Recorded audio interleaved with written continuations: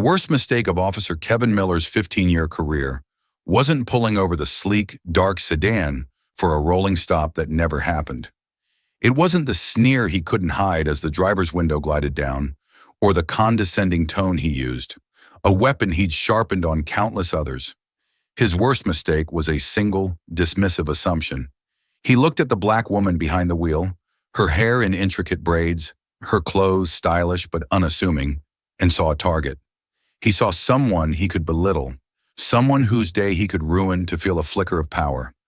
What he didn't see, what he couldn't see, was the federal agent meticulously cataloging his every word, every gesture, and every violation of protocol.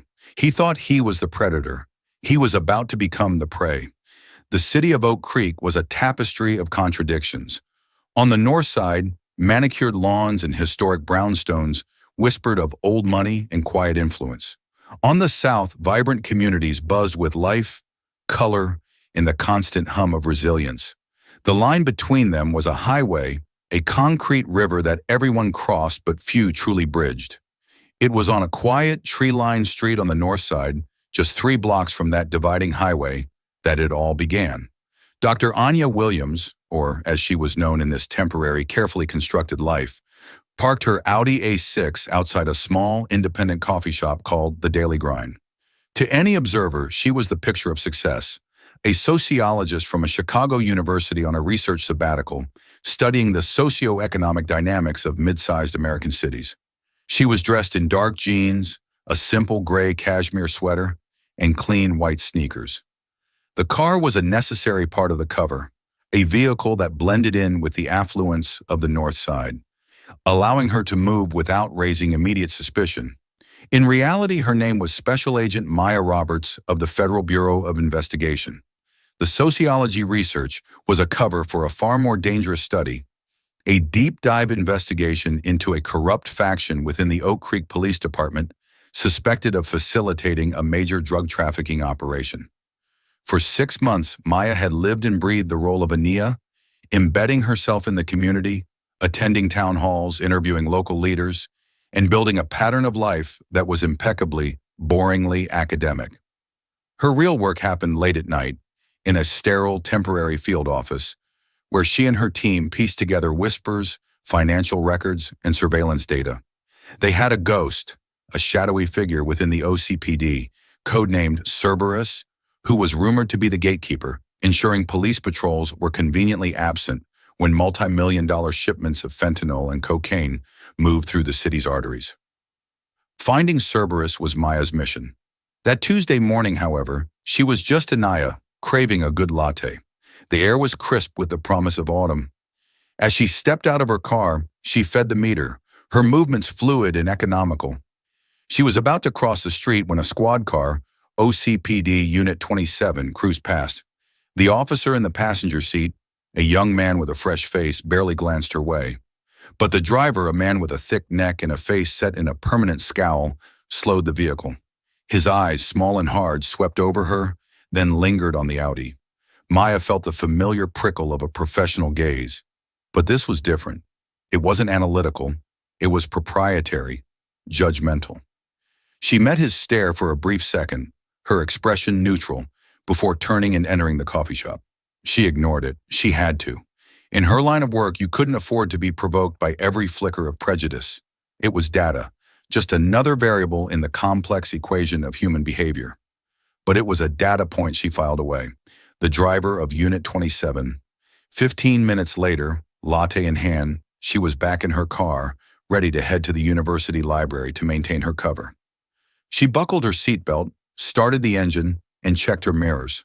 Pulling out into the sparse traffic, she signaled and drove, keeping her speed precisely at the posted 25-mile-per-hour limit.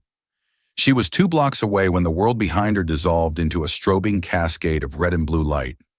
Her heart didn't leap. Her breath didn't catch. Years of training kicked in, smothering the flash of adrenaline with a cold blanket of procedure. She glanced at her speedometer, 25 miles per hour.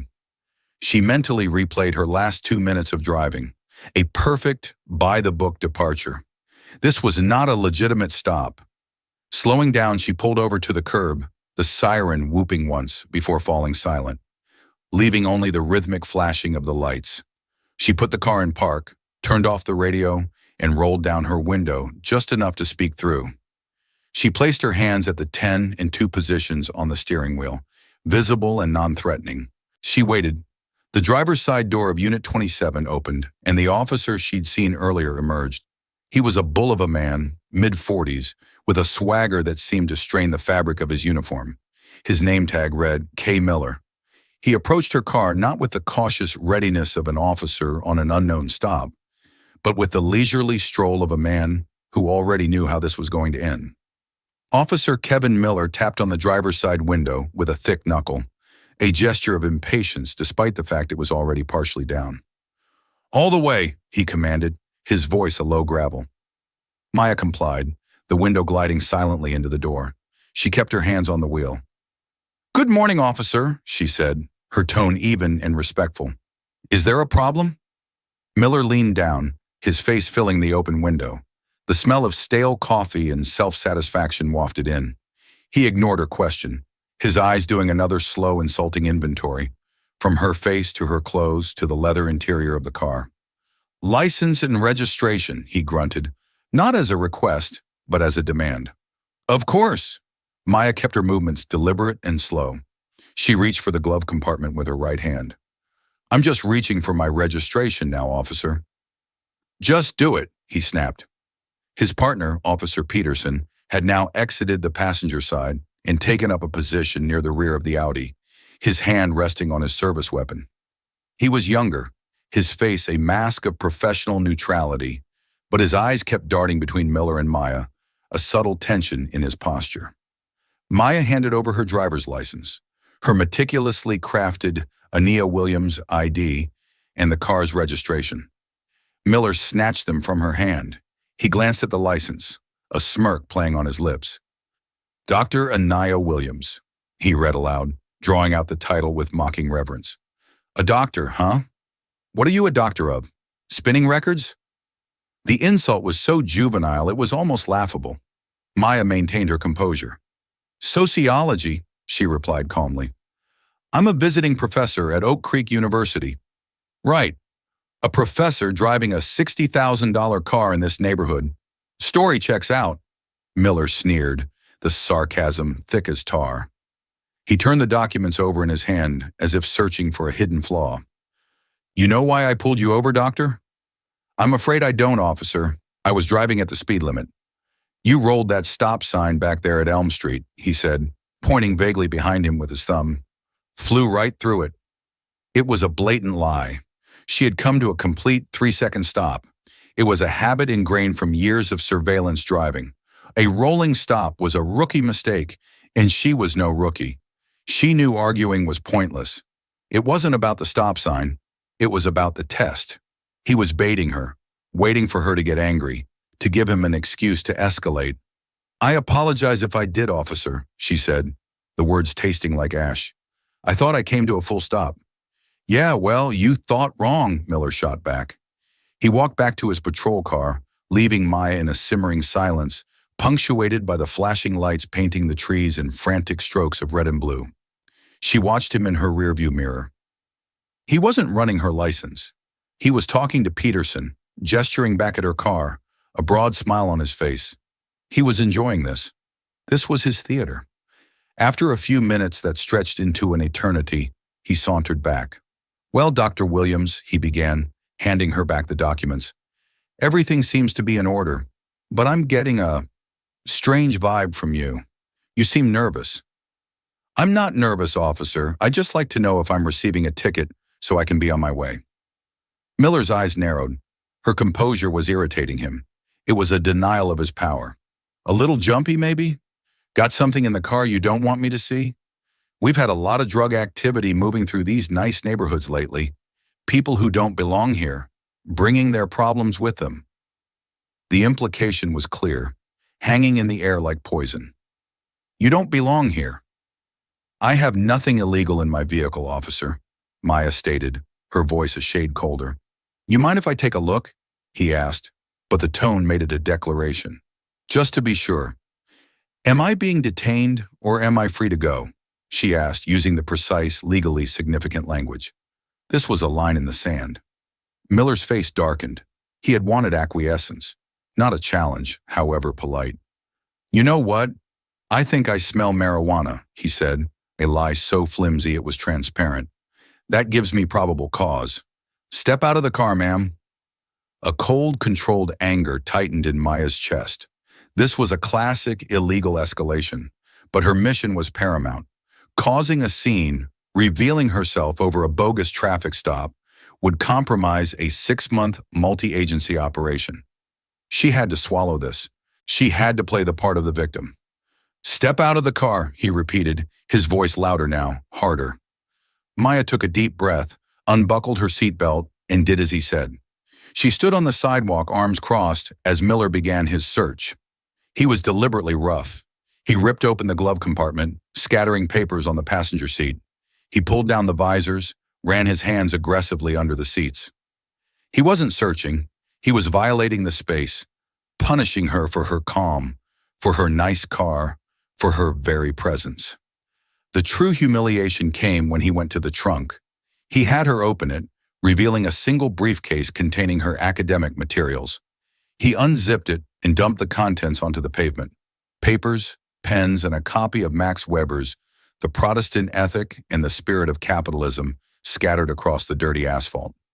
Whoops, Miller said with a grin that didn't reach his eyes. Slippery fingers. Peterson, who had been watching silently, finally shifted his weight. Miller, maybe that's enough, he muttered, his voice low. Relax, Peterson. Just doing a thorough job, Miller retorted, kicking one of the papers with the toe of his boot. Gotta be thorough. Maya looked at the scattered pages of her research. She looked at Miller's smug face, a mask of petty tyranny. She looked at Peterson, who quickly averted his gaze, ashamed but complicit. And in that moment, she made a decision. Officer Kevin Miller was no longer just a racist cop on a power trip. He was now a person of interest. She knelt, her movements graceful and unhurried, and began to gather her papers. She didn't say a word. Her silence was more powerful than any protest. It was the silence of a predator that has just identified its mark. Miller, finally satisfied that he had broken her, wrote a ticket for the phantom rolling stop and slapped it into her hand. You have a nice day now, Professor, he said, turning his back on her and walking away. As the squad car pulled away, Maya stood up, the ticket clutched in her hand. She watched them go, her eyes cold and analytical. Miller thought he had won. He thought he had put a black woman in her place. He had no idea he had just stepped into the crosshairs of a federal investigation and personally handed Special Agent Maya Roberts the one thing she needed most, a reason to look directly at him. The temporary FBI field office, or the Garden as the agents called it, was located in the anonymous gray space of a suburban office park 10 miles outside Oak Creek. It was a world away from the tree-lined streets of the north side. Inside, the air hummed with the quiet intensity of servers and the low murmur of focused professionals. There were no windows, only walls covered in maps, suspect charts, and interconnected webs of data. Maya walked in an hour after the traffic stop, the fraudulent ticket still in her briefcase. The humiliation had been replaced by a chilling focus. She strode past her team members, nodding curtly, and went straight to the office of Special Agent in Charge, David Chen. Chen was a veteran of the Bureau, a man whose calm demeanor belied a mind that was constantly 10 steps ahead of everyone else. He was wiry, sharp, and had a reputation for seeing the whole board, not just the next move. He looked up from a file as Maya entered, his eyes immediately registering the storm behind her calm expression. Report, he said, steepling his fingers. Maya stood before his desk and recounted the incident, not with emotion, but with the detached precision of an intelligence report. She detailed Miller's pretext for the stop, his condescending language, the illegal search based on a fabricated smell of marijuana, the destruction of her property, and the complicit silence of his partner, Officer Peterson. When she finished, Chen was silent for a long moment, his gaze fixed on the wall map of Oak Creek, crisscrossed with lines marking patrol routes and incident locations. Did you get the unit number? His name? Unit 27, Officer Kevin Miller, Badge number 714, Maya recited from memory. His partner was Peterson, first name unknown for now. And you're certain the stop was pretextual? 100%, Maya affirmed. He saw a black woman in an expensive car in a white neighborhood and decided to exercise his authority. It was textbook harassment. Chen nodded slowly. On its own, it's an internal affairs complaint. A black mark on his record, maybe a suspension if we push it. But it's a distraction from Cerberus. I don't think it is a distraction, Maya countered, her voice firm. I think it might be a doorway. Chen raised an eyebrow. Explain. For 6 months, we've been looking for Cerberus from the top down, Maya began, pacing the small office. We've been analyzing financial records of the top brass, looking for big payouts, offshore accounts. We've been tracking the movements of the known traffickers, trying to see which command-level officers are in their pocket. We're looking for a king, but what if Cerberus isn't a single person? What if it's not a king, but a network of pawns, gatekeepers on the street level? She leaned forward, her hands on his desk. This guy, Miller. The arrogance was off the charts. It wasn't just bigotry, David. It was a sense of absolute impunity. He acted like a man who knows he's untouchable, who has no fear of repercussions for anything he does. Why? A 15-year veteran isn't that reckless unless he feels protected. Chen's eyes narrowed in thought. You're suggesting his corruption might go deeper than racial harassment. I'm suggesting that the kind of officer who is comfortable fabricating probable cause to illegally search a vehicle is the same kind of officer who would be comfortable looking the other way on a drug shipment for a couple $1,000s in an envelope, Maya argued. The traffickers don't necessarily need the chief of police in their pocket. They just need the guys on the street, the Millers of the world, guys who control a specific beat at a specific time. And the location, he stopped me 3 blocks from the Old Wharf district. That's one of the primary routes our intel suggests the traffickers are using. The theory hung in the air, potent and plausible. They had been hunting a lion, but the problem might be a pack of hyenas. Chen stood up and walked to the main board, picking up a dry erase marker. Officer Kevin Miller, he wrote in a new empty section. Let's dig. I want everything. Financials, service record, commendations, complaints, especially complaints that were dismissed. I want to know who his friends are on the force, who he drinks with, who his past partners were, and get a name on Peterson. He was complicit, but he was also hesitant. He might be a weak link we can exploit. He turned to face Maya. You're now lead on a sub-investigation into Miller, but you are to remain in your cover as Ania Williams. You are not to engage with him directly. Your team will do the digging. You continue to be the academic. But now, he said, a grim smile touching his lips, your research has a new, very specific focus. Maya felt a surge of cold, clean purpose. The humiliation she had endured was no longer a personal affront. It was a tool. Miller, in his blind arrogance, had invited her in. He thought he was teaching her a lesson, but he had just enrolled himself in a masterclass on consequences. The board had changed. A new piece was in play, and the hunter had unknowingly walked into the crosshairs of a far more patient and dangerous predator. The search for Cerberus now had a face. The next 3 weeks were a masterclass in covert intelligence gathering. While Maya maintained her cover as Dr. Ania Williams, attending lectures and spending long, visible hours in the university library, her team at The Garden descended on Officer Kevin Miller's life like a silent, invisible storm. They started with the official records. Miller's file at the OCPD was, on the surface, exemplary. Several commendations for bravery, a solid arrest record, 15 years of steady service. But beneath the polished surface, there were cracks. The team's analysts, experts at finding signal and noise, flagged a pattern. Miller had over 24 citizen complaints filed against him over his career for excessive force, illegal searches, and verbal abuse. The vast majority of the complainants were minorities, and every single complaint had been dismissed by the Internal Affairs Division, often with a cursory note, "Officer acted within department guidelines." It was a wall of institutional protection. Next came the financials. This was where the cracks deepened into fissures. Miller's official salary was $78,000 a year. His wife was a part-time preschool teacher. They had 2 children in private school, a mortgage on a house well above their pay grade in a gated community, and 2 late-model SUVs. They took a Caribbean cruise every year. The math didn't add up. The FBI's forensic accountants began to peel back the layers of his financial onion. They found a series of regular cash deposits into a savings account, always just under the $10,000 federal reporting threshold. They traced a boat, a 28-foot Sea Ray, registered not to Miller, but to his brother-in-law, a plumber who officially had a declared income of $45,000 a year. The slip fees at the marina were paid in cash. While the money trail was being mapped, another agent focused on his partner, Officer Peterson.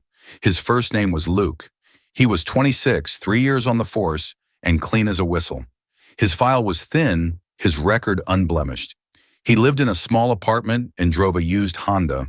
Surveillance showed he was a quiet kid who cared for his ailing mother. He was the perfect picture of a young, impressionable cop paired with a seasoned veteran. He was a follower, not a leader. He was their pressure point. Maya reviewed the daily reports from her team. A picture of Miller was emerging. He wasn't a mastermind. He was a greedy, bitter man who felt the world owed him something. He was a bully who leveraged his badge for power and profit. The working theory became clearer. Miller, and likely a handful of others like him, were the street-level facilitators. They weren't planning the drug shipments, but they were being paid to ensure specific patrol zones were clear at specific times. They were the ones who would handle any unexpected interference, like nosy residents or, ironically, honest cops who might stumble onto a handoff. They were the grunts of the conspiracy, and Miller's arrogance came from the protection he thought he had from the bigger players. The breakthrough came from a seemingly unrelated piece of surveillance. For weeks, the FBI had been monitoring a suspected stash house in an industrial park near the wharf. The same wharf Maya had been driving near on the day of the traffic stop. They had a camera on the building, tracking comings and goings. One night, an analyst flagged a familiar vehicle, OCPD Unit 27. The footage was grainy, but undeniable. Miller's squad car, on patrol, slowed as it passed the warehouse. It didn't stop. It didn't do anything overtly suspicious. But then, for precisely 90 seconds, the car's forward-facing camera and audio feed went dead. It was a tiny blip in the system, easily explained away as a momentary technical glitch. But the FBI's tech team knew better. The system hadn't glitched. It had been manually, temporarily disabled. 90 seconds later, the feed flickered back to life, and Unit 27 continued on its patrol. He was signaling, Maya said, watching the footage in the darkened control room with Chen. He drove by to show the traffickers the coast was clear, and he killed his dash cam for that brief window, so there would be no record of him loitering or communicating with anyone at the location. It's a pattern, Chen agreed, pointing to a log.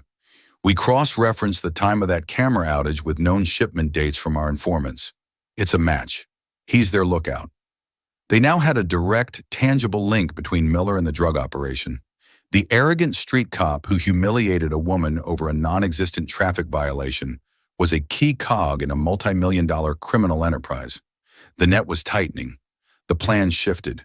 Catching Miller was no longer enough. They had to use him as a ladder to climb up to the bigger targets. They needed to catch him in the act, in a way that would force him to either face decades in federal prison or give up the name of his contact, the name of the person who paid him, the name that might lead them to Cerberus. They decided to orchestrate a phantom drug shipment. They would leak false information through a trusted informant that a massive, high-value shipment was coming in on a specific night. They would make sure Miller was on duty and assigned to that patrol zone. The goal was to have him perform his signaling duties, but this time, the FBI would be the audience. The final piece was Officer Peterson. Maya knew they couldn't leave him in the car with Miller during the sting. He was a wild card. They needed to neutralize him, or better yet, flip him. Chen authorized a soft approach. 2 agents from the Bureau's Public Corruption Unit paid a visit to Luke Peterson's apartment. They didn't threaten him. They laid out the facts. They showed him the financial evidence against Miller. They showed him the surveillance footage of the dash cam going dead. They told him he was standing at a crossroads.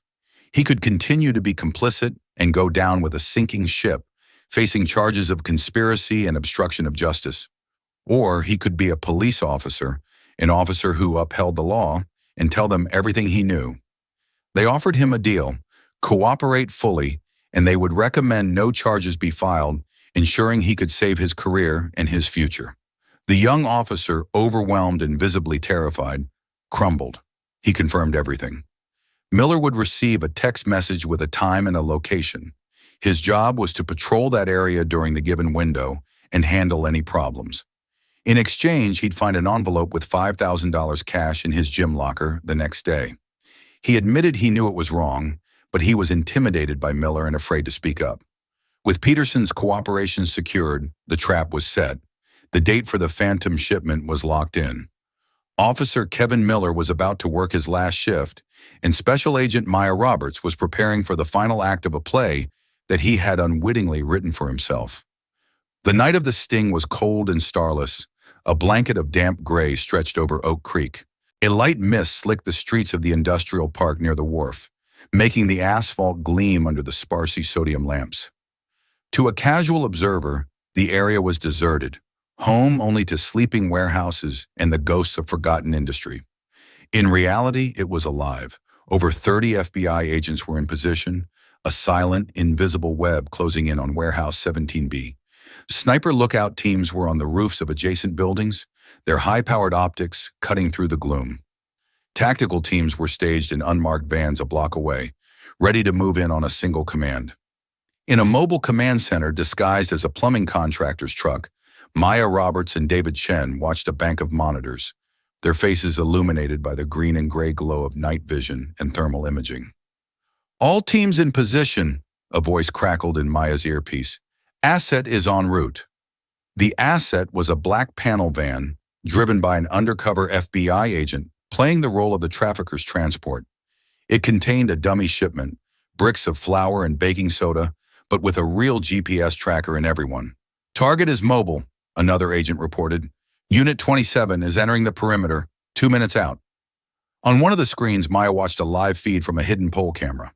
The familiar OCPD squad car came into view, cruising slowly down the desolate street. Inside, Kevin Miller was alone.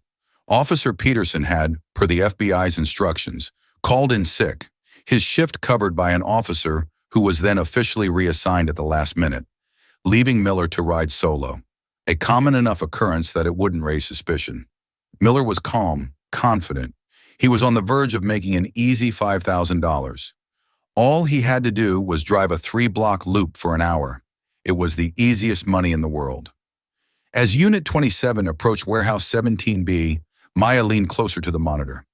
"Watch his dash cam feed," she whispered. On schedule, precisely as he passed the warehouse, the feed on Monitor 6, a direct tap into the OCPD's system, went black. "Dashcam is down," the tech agent confirmed. "He just signaled." "The buyer is moving in," Chen said, nodding towards another screen. A second vehicle, a dark sedan driven by another undercover agent playing the role of the buyer, pulled up to the warehouse loading bay. The panel van parked beside it. 2 agents dressed as criminals got out and began to unload the dummy cargo. The scene was set. They were giving Miller the illusion that everything was going according to plan. Miller completed his first pass and looped around the block. His job now was to keep the area sterile. He was the guard dog. And then the FBI introduced the catalyst. A third vehicle, a beat-up Ford pickup, entered the street. This was also an FBI vehicle, driven by an agent playing the part of a random citizen who had taken a wrong turn. The truck sputtered, backfired, and rolled to a stop right in front of the warehouse, its hazard lights blinking pathetically. In the command center, Maya watched Miller's reaction on the surveillance feed. The squad car, which had been a block away, immediately sped up. This was the problem he was paid to handle. Miller pulled up behind the stalled truck, his headlights bathing it in a harsh glare. He got out of his car, the same arrogant swagger in his step, even in the darkness. "You're on a private road, pal," Miller barked at the undercover agent in the truck. "You need to move this thing now." "Sorry, officer, she just died on me," the agent replied, playing the part of a flustered driver. "I think it's the alternator." "I don't care if it's the flux capacitor. Get it out of here," Miller snapped, his eyes darting nervously toward the warehouse where the drug deal was happening. He was getting agitated. This wasn't part of the plan. I can't. It won't start. Maybe you could give me a hand or call a tow, the agent pleaded. No, Miller said, his voice dropping to a menacing growl. He put his hand on his weapon. I'm telling you one last time. Get this piece of junk moving, or I'm going to haul you out of it and arrest you for obstruction. This was it, the moment of truth. Miller wasn't just clearing the way, he was actively and criminally protecting a drug transaction, using his authority and the threat of violence to do so. Okay, I'll try again, the agent in the truck said, holding up his hands. It was the prearranged takedown signal. All teams, execute, Chen said, his voice calm and clear. The night exploded. From the darkness, the world came alive with light and sound. The doors of the unmarked vans flew open, and tactical agents swarmed the area. High-intensity floodlights on the rooftops ignited, turning the misty street into a daylight scene. The command FBI, show me your hands, echoed from a dozen different directions. Miller froze, his hand still on his gun, his face a perfect portrait of shock and disbelief. He whipped his head around, seeing the agents closing in on the dealers at the warehouse, then seeing another team moving directly towards him. His brain couldn't process it. It was a setup. It was all a setup. He was paralyzed by confusion, his mind frantically trying to find an explanation, a way out. His eyes darted around, looking for an escape that didn't exist.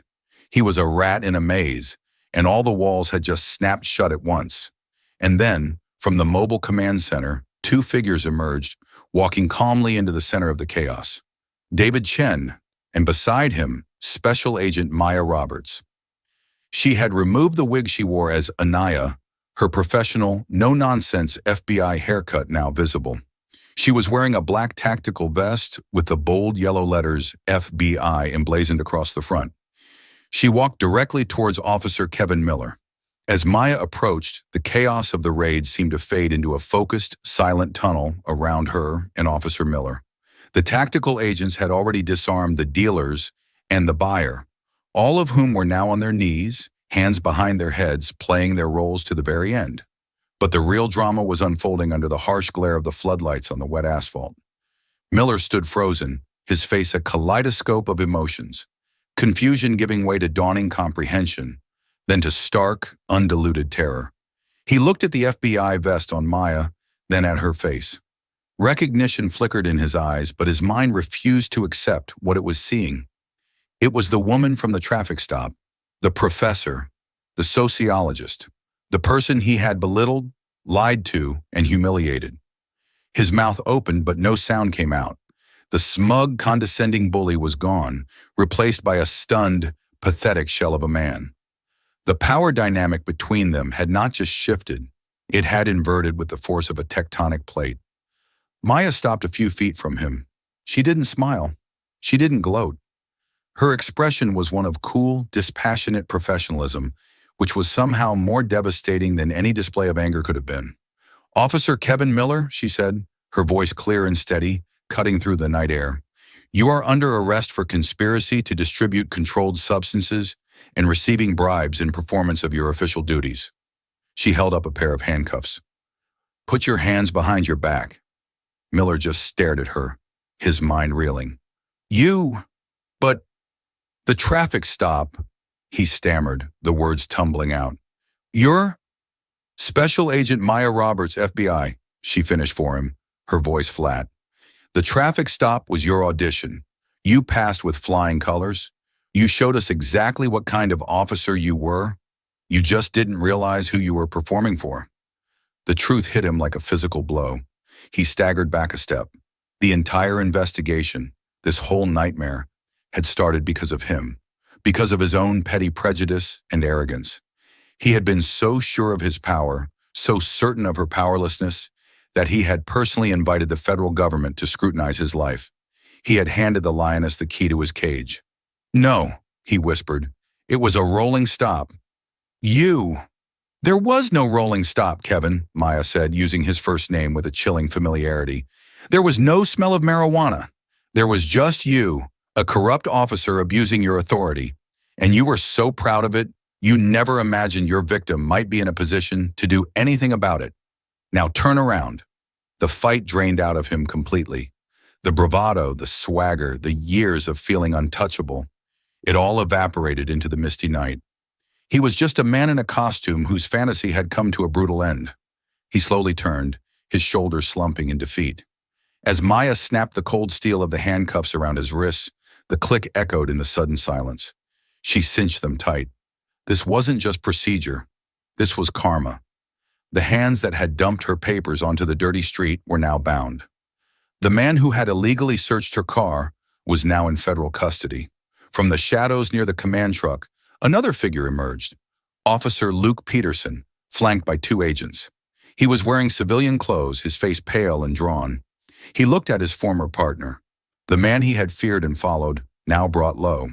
Their eyes met for a moment. In Miller's, there was betrayal. In Peterson's, there was a mixture of fear, regret, and a flicker of relief. "You!" Miller spat at Peterson, his voice raspy. "You sold me out." Peterson just shook his head and looked away, unable to speak. Maya began to read Miller his Miranda rights, her voice a calm, steady metronome, marking the end of his career and his freedom. "You have the right to remain silent. Anything you say can and will be used against you in a court of law." Each word was a nail in the coffin of his old life. He wasn't just losing his job, he was losing everything. His house, his boat, his pension, his reputation, his liberty. All of it, traded away for a few $1,000s in an envelope and the fleeting, pathetic thrill of bullying a woman he thought was beneath him. As two tactical agents took custody of Miller to lead him to a transport vehicle, he looked back at Maya one last time. "Why?" he asked, his voice cracking. "All of this? For a traffic stop?" Maya looked him directly in the eye. "No," she said, her voice devoid of any pity. "This is for the person you would have pulled over tomorrow. And the day after that. This is for everyone who didn't have a badge to back them up. The traffic stop just opened the door. You built the prison yourself." He had no reply.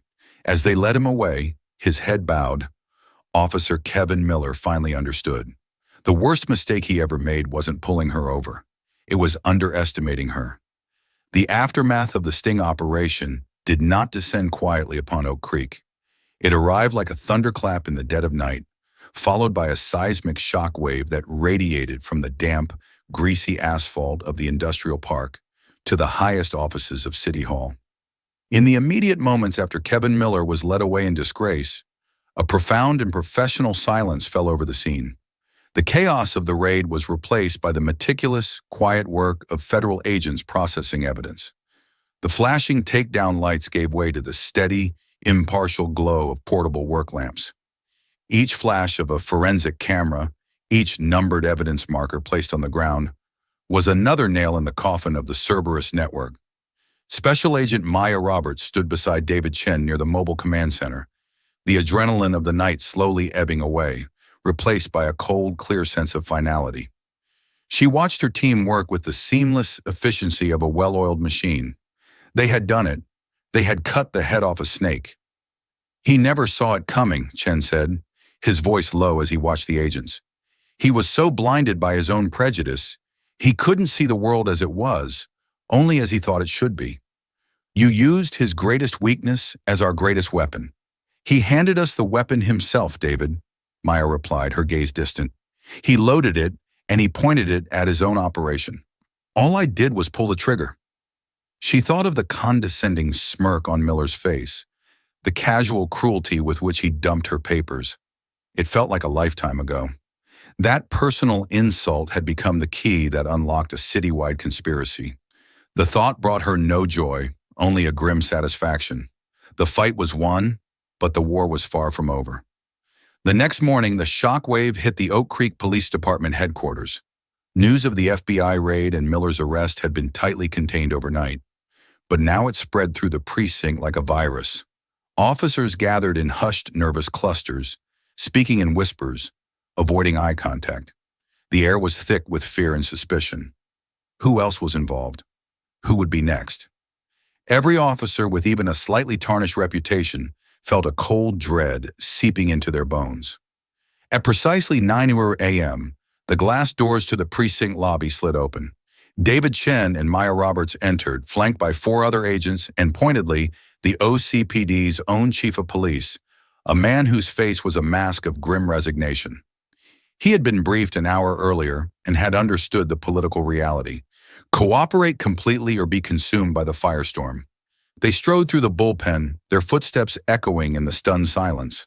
Desks fell quiet. Phone calls were cut short. The procession didn't stop until it reached the glass-walled office of Lieutenant Frank Reynolds. Reynolds, a man with a political smile and a predator's eyes, looked up from his computer, his expression of mild annoyance quickly dissolving into one of pure, unadulterated panic. He saw Chen. He saw the other agents. But then his eyes landed on Maya. He didn't recognize her, but he saw the look of cold purpose in her eyes, and he knew. "Frank Reynolds," Chen announced, his voice carrying across the entire floor. "You're under arrest on behalf of the United States government for conspiracy, bribery, and operating a continuing criminal enterprise." Two agents entered his office as Reynolds shot to his feet, his face turning a blotchy red. "This is insane. On what grounds?" he blustered, but the authority had vanished from his voice. He was just a man in a nice suit, trapped. "On the grounds of a full confession from your bagman, Officer Kevin Miller," Maya stated, her voice cutting through his protests.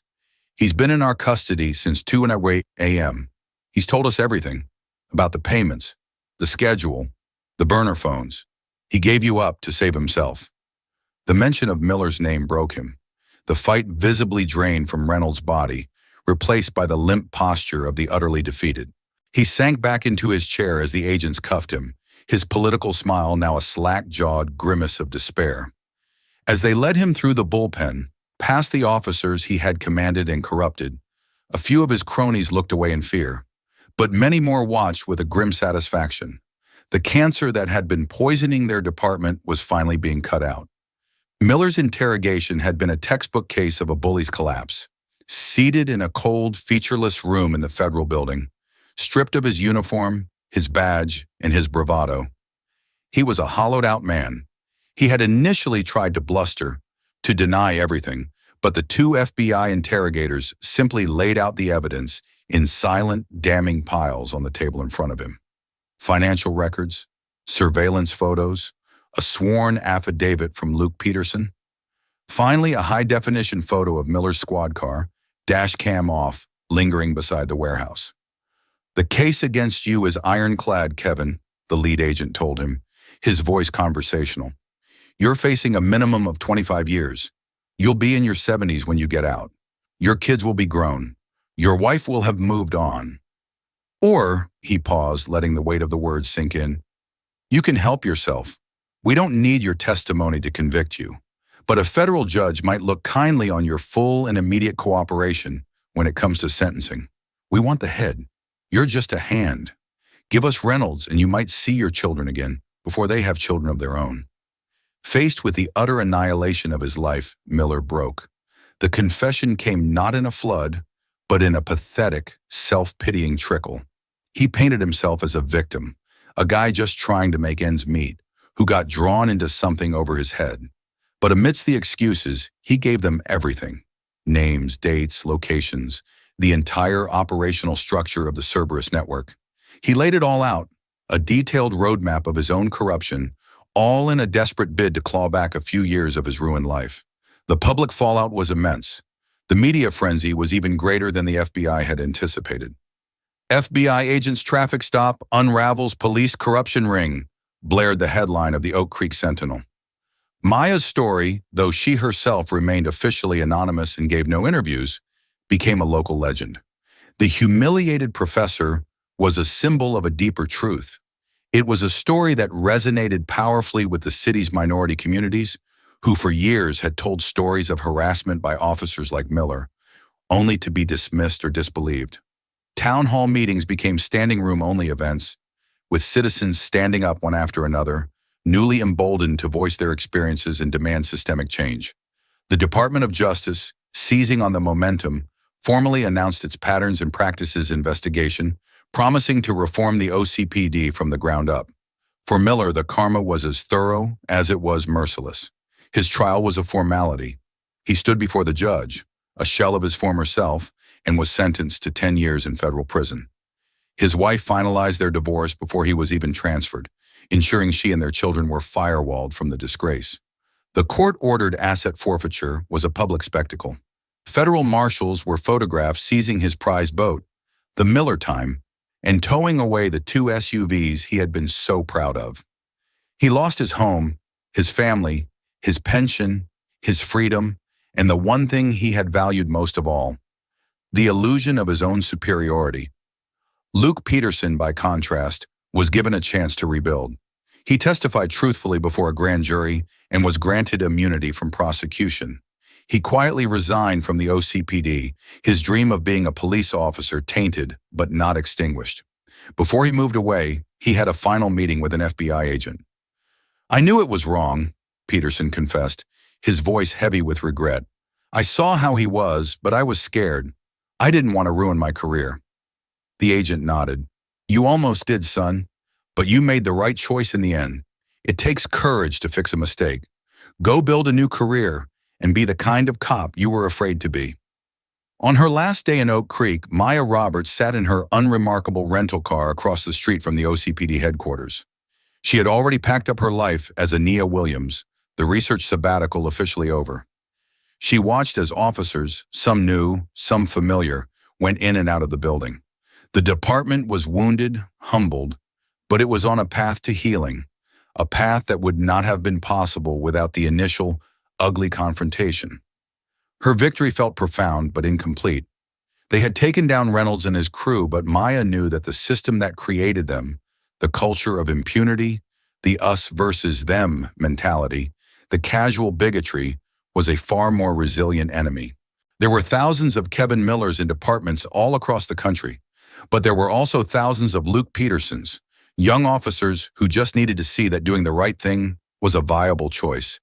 And she hoped there were a few more Mayas, watching, waiting, ready to turn an abuser's power back upon themselves. The traffic stop had been an insult, but it had led to a reckoning. It was a stark and powerful lesson. Sometimes the smallest crack in the pavement is all you need to bring the whole corrupt structure crashing down.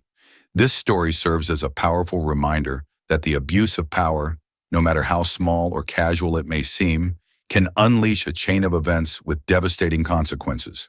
Officer Miller thought he was making a simple power play on a quiet street, but his actions pulled on a thread that unraveled his entire life and exposed a deep-seated corruption.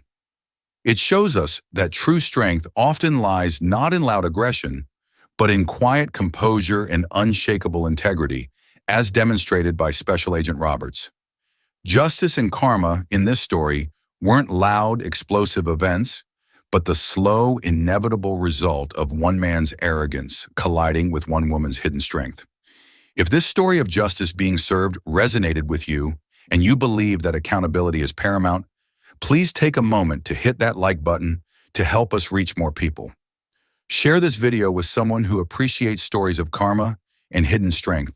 And most importantly, subscribe to the channel and turn on notifications so you won't miss our next story.